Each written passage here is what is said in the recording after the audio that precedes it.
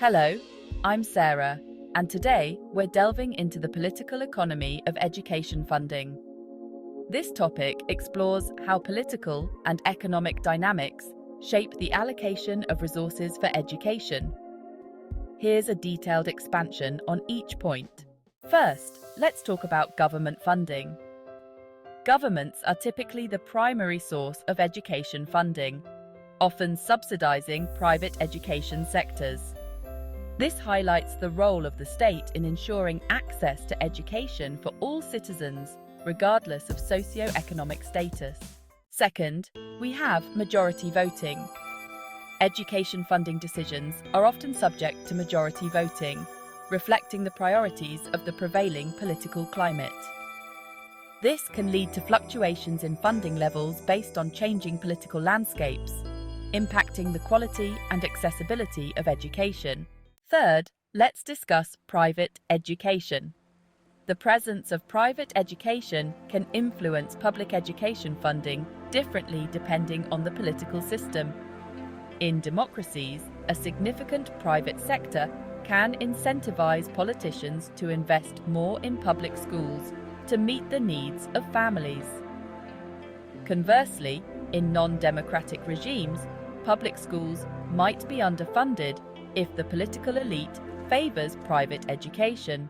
High levels of inequality are associated with greater reliance on private schooling. This exacerbates disparities in public education spending, potentially leading to inadequate funding for public schools in more unequal societies. The Tybalt model suggests that households choose communities based on their preferences for public goods, including education.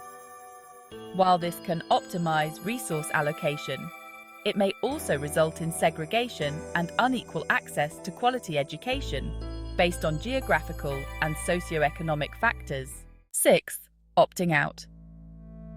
Households opting for private education can diminish funding for public schools, shifting resources away from the public sector. This underscores the importance of balancing private and public education to ensure equitable access and adequate funding for all. Seventh, human capital accumulation.